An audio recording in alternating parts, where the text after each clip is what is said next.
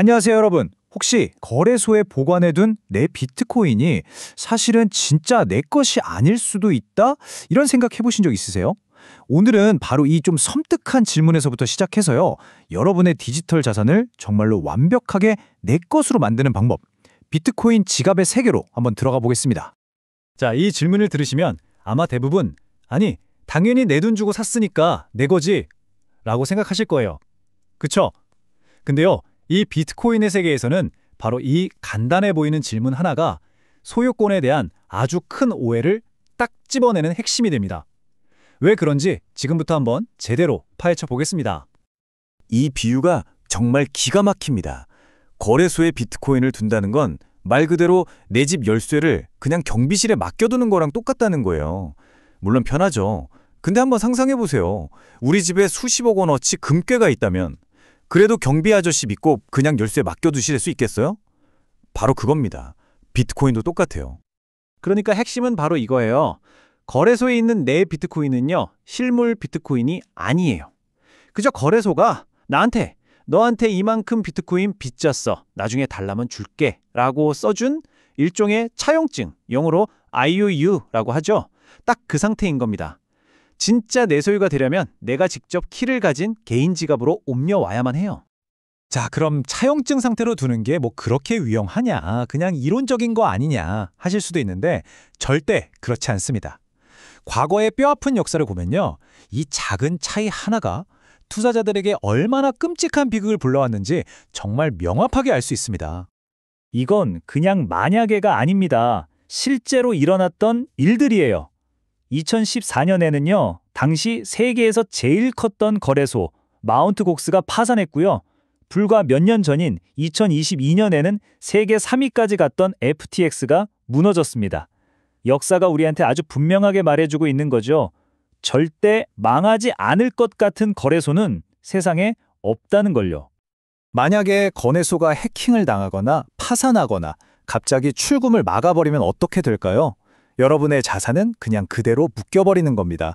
사라질 수도 있고요. 그 순간 여러분은 그냥 돈떼인 수많은 채권자 중 한 명이 될 뿐이에요. 우리가 은행에 기대하는 예금자 보호법 같은 거요? 암호화폐 세계에는 그런 안전장치 없습니다. 이걸 꼭 기억하셔야 해요. 자, 그럼 이 위험에서 벗어날 해결책은 뭘까요? 네, 바로 내가 직접 내 자산의 통제권을 가져오는 겁니다. 셀프 커스터디라고 하죠. 이걸 하려면요, 몇 가지 아주 중요한 개념부터 확실하게 이해하고 넘어가야 합니다. 첫 번째는 공개 주소입니다. 이건 아주 쉬워요. 그냥 은행 계좌번호라고 생각하시면 됩니다. 다른 사람이 나한테 비트코인을 보내줄 때 알려주는 주소니까 누구에게나 공유해도 아무 문제 없는 안전한 정보입니다. 하지만 개인 키는 완전히 다릅니다. 이건 여러분의 자산을 움직일 수 있는 그야말로 절대적인 마스터 비밀번호예요. 이 개인 키를 가진 사람이 그 지갑 안에 있는 비트코인의 완전한 주인입니다. 그러니까 거래소에 비트코인을 둔다는 건 바로 이 어마어마한 개인 키를 거래소가 대신 갖고 있다는 뜻이 되는 거죠. 그리고 여기에 여러분의 자산을 지키는 정말 최종 병기, 최후의 보루가 있습니다. 바로 시드 구문이 하는 건데요. 12개나 24개의 영어 단어로 되어 있어요. 이게 왜 중요하냐면요, 내가 쓰는 지갑을 잃어버리거나 망가뜨려도 이 단어들만 내가 잘 적어놨다면 세상 어떤 다른 지갑에서도 내 자산을 완벽하게 되살릴 수 있는 그야말로 마스터키 중의 마스터키입니다. 자, 이제 지갑이 뭘 지키는 건지 그 핵심 개념들을 알았으니까요. 이제 지갑에 크게 두 가지 종류, 뭐가 있는지 한번 살펴보겠습니다. 이 둘의 가장 근본적인 차이는 바로 편의성과 보안성 사이의 줄다리기라고 보시면 돼요. 핫월렛은 항상 인터넷에 연결되어 있어서 쓰기 편하니까 우리가 일상적으로 쓰는 체크카드 같은 거고요. 반면에 콜드월렛은 인터넷과 완전히 분리되어 있어서 조금 불편하지만 훨씬 안전하니까 장기 보관용 개인 금고라고 생각하시면 딱 맞습니다. 그렇기 때문에 비트코인을 그냥 잠깐 사고 파는 게 아니라 정말 장기적으로 안전하게 보유하고 싶다 하시는 분들한테는 이 하드웨어 지갑, 즉 콜드월렛이 거의 필수적인 선택이 되는 거죠.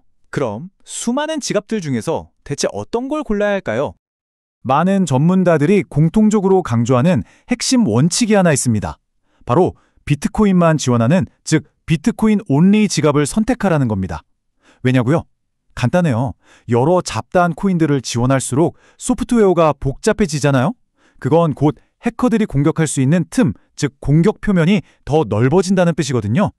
자, 이런 원칙에 딱 맞는 요즘 많이 추천되는 지갑 3가지를 한번 볼게요.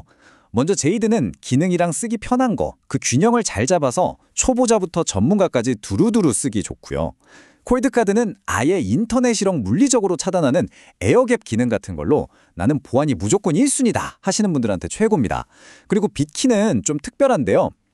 난 시드구몬 관리하는 거 너무 무섭고 어려워 하는 완전 초심자들을 위해 나온 좀 더 쉬운 방식의 지갑이라고 보시면 돼요. 각자 스타일에 맞게 고를 수 있겠죠? 반면에 우리가 이름만 들으면 알만한 아주 유명한 지갑 중에도 이런저런 논란이 있었던 경우가 있어요. 예를 들어서 이거 개인 키가 회사 서버로 나갈 수도 있는 거 아니야? 하는 우려가 제기되기도 했고요. 또 어떤 지갑은 물리적인 해킹에 좀 약하다는 보고도 있었고, 회사가 쓰는 독자적인 방식 때문에 나중에 회사가 망하면 복구가 힘들어질 수도 있다는 지적을 받기도 했습니다. 그러니까 그냥 유명하다고 덥석 사는 게 아니라 정말 꼼꼼하게 알아봐야 한다는 거죠. 자, 좋습니다. 이제 나한테 딱 맞는 지갑을 골랐다고 칩시다. 그럼 다음 단계는 뭘까요? 바로 거래소에 잠자고 있는 내 소중한 자산을 이 안전한 개인 금고로 옮기는 거겠죠? 그 여정이 사실 한국에서는 조금 복잡합니다. 한번 같이 살펴볼게요. 좀 안타까운 현실인데요. 우리나라에서는 트래블룰이라는 규제 때문에 국내 거래소에서 개인 지갑으로 돈을 바로 보내는 게 사실상 거의 막혀 있거나 굉장히 까다롭습니다. 그래서 많은 분들이 약간 국제선 환승하듯이 우회로를 이용해요. 일단 국내 거래소에서 출발해서 해외 거래소라는 경유지에 잠시 내렸다가 거기서 최종 목적지인 나의 개인 지갑으로 보내는 거죠. 솔직히 번거롭죠? 하지만 내 자산의 완전한 소유권을 찾기 위해서는 지금으로서는 거의 필수적인 과정이라고 할 수 있습니다. 이렇게 내 지갑으로 자산을 옮겨오는 순간 여러분은 진정한 의미의 소유권을 갖게 됩니다. 하지만 동시에 모든 책임도 온전히 여러분의 몫이 되는 거예요. 이게 바로 셀프 커스터디의 가장 강력한 힘이면서 동시에 가장 무거운 책임감이죠. 그리고 그 모든 책임의 가장 중심에는 아까 말씀드린 시드 구문을 지키는 게 있습니다. 이건 그냥 비밀번호가 아니에요. 디지털 세상의 집문서이자 금고 열쇠입니다. 그러니까 절대로 핸드폰으로 사진 찍어두거나 컴퓨터 파일로 저장하거나 이메일이나 클라우드에 올려두면 안 됩니다. 무조건 종이나 금속판 같은 곳에 직접 손으로 써서 인터넷이 닿지 않는 오프라인 세상에만 존재하게 해야 합니다. 이게 철칙이에요. 거래소라는 제3자에게 내 자산에 맡기는 것에서 벗어나서 드디어 내가 내 자산의 유일한 주인이 되는 것.